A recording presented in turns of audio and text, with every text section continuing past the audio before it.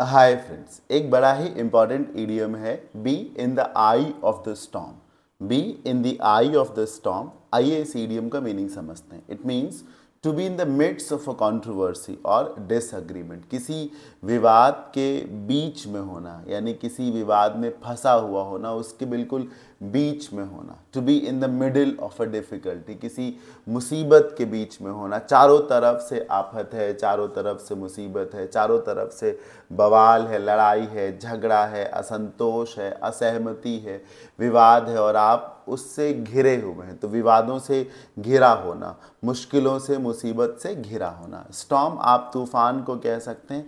ये particular scene देखिए, ये एक वर्लपूल का सीन है। वर्लपूल जिसको भंवर कहते हैं, तो ये उसका सीन है जहाँ पे बिल्कुल गोल गोल आपको वर्लपूल में पानी जाता हुआ नजर आता है। जो आपको इधर दिख रहा होगा उसको ना उस वर्लपूल का आई बोलते हैं। तो अगर कोई चीज वहां पर है, तो अगर उसके आसपास है तो देयर इज अ पॉसिबिलिटी कि वो बच के निकल जाए। थोड़ा सा कम तकलीफ में हो, थोड़ा सा कम विवाद में हो, थोड़ा सा कम सजा हो सकता है मिले। लेकिन अगर कोई वो उसी भंवर के बिल्कुल बीच वाले होल में जो आई जैसा दिख रहा है वहां पर है कोई चीज या कोई व्यक्ति, तो उसको तो वहां डूब ही जाना है ना, मर ही जाना है, फंस ही जाना है। तो एक तरीके से जब आप ना विवादों से पूरी तरीके से घिरे हो, मुश्किलों से पूरी तरीके से घिरे हुए हो, सारे सवाल आपसे ही हो रहे हो, सारे सवाल आपसे ही हो रहे हो। जैसे कि आपको याद होना चाहिए सुशांत सिंह राजपूत मर्डर केस, उसमें प्राइम अक्यूज थी रिया चक्रवर्ती। लंबे समय तक she found her self in the eye of the storm.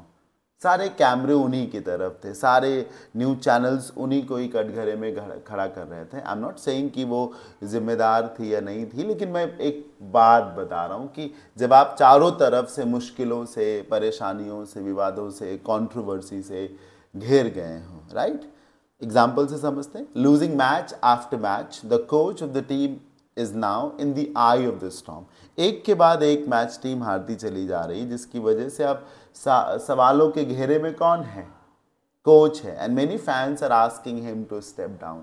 और बहुत सारे फैंस कह रहे हैं कि आपको जो है स्टेप डाउन कर देना चाहिए, मतलब हट जाना चाहिए। एक और सेंटेंस है, despite being in the eye of the storm, विवादों से घिर जाने के बावजूद भी, मुश्किलों से घिर जाने के बावजूद भी, the soldier did not run away from the battle ground, वो जो सोल्जर था वो युद्ध क्षेत्र से भागा नहीं।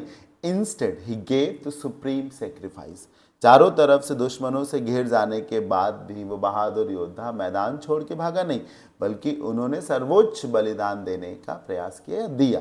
मेरी बात आप समझ रहे हैं? आप इसके लिए महाभारत के अभिमन्यु का एग्जाम्पल ले सकते हैं। कौरवों से चारों तरफ से घिर जाने के बाद अभिमन्यु ने भागने की कोशिश नहीं करी, बल्कि फेस करने की कोशिश करी। तो this is called to be eye in of the storm, which means to be in the middle of a controversy, to be in the middle of a difficult situation.